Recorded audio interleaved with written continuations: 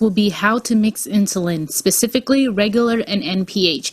Of course, like always, prior to the skill, wash your hands and use hand sanitizer. Okay, so typically insulin comes in a vial. As shown here on the screen, the vial on the left with the big red R is regular insulin, and at the bottom, the solution is clear. The vial on the right with a big green N is NPH insulin. You can identify this because it has particles on the bottom, and as I roll the vial in my hand, the solution becomes cloudy. I don't want to shake the vial because I can potentially introduce air bubbles into the vial. Keep in mind, for safe practice, it's important to compare the medication name label to the solution appearance and check your expiration dates. I have seen regular insulin that was cloudy because it was expired, and if the medication label wasn't checked, it could have been assumed that it was NPH, so make sure you do your medication right. Confirm that you have a doctor's order to give this medication. For the purpose of this video, we will use the doctor's order posted in the caption. Give 5 units of Humulin R and 6 units of Humulin N subcutaneously before breakfast daily. Because it's a clean technique, not sterile, I am going to put on regular gloves. Remove the cap of both vials.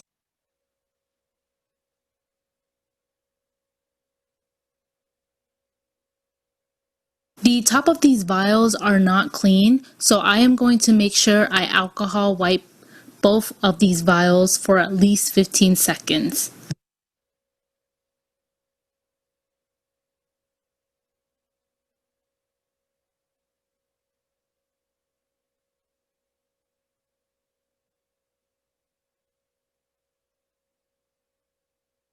Then I am going to grab the insulin needle, which is commonly have an orange cap on like this.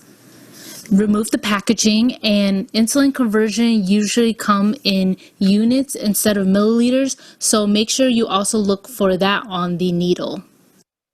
Let's go ahead and draw up the insulin now. The mnemonic that I was taught and have stuck to me to this day is "No river runs north." I am removing the orange cap and will now inject air into the vial first. Injecting air will allow the medicine to be withdrawn more easily.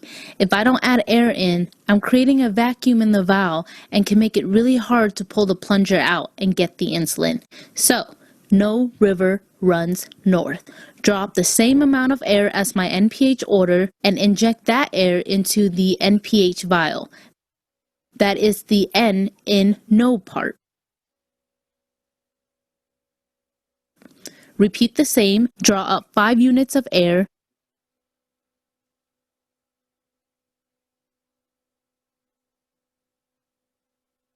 inject to my regular bottle, that is the R in river part. Don't pull out the needle, instead you are going to turn the regular vial upside down and actually pull up 5 units of Humulin R insulin.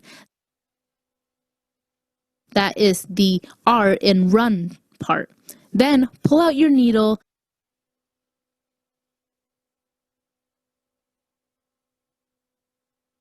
inject the NPH vial, turn it upside down, and pull out 6 units of NPH. That is the N in north part.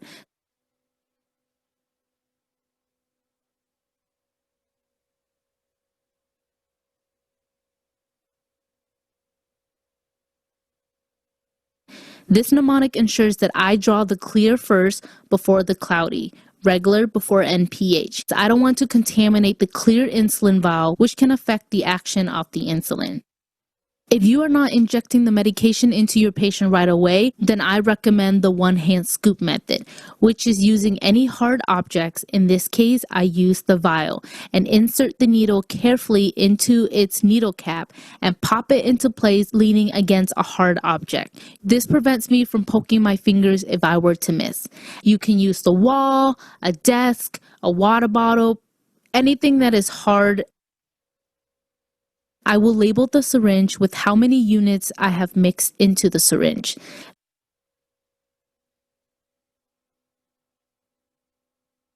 That is how I mix regular and NPH insulin together. Remember, no river runs north. Clear before cloudy.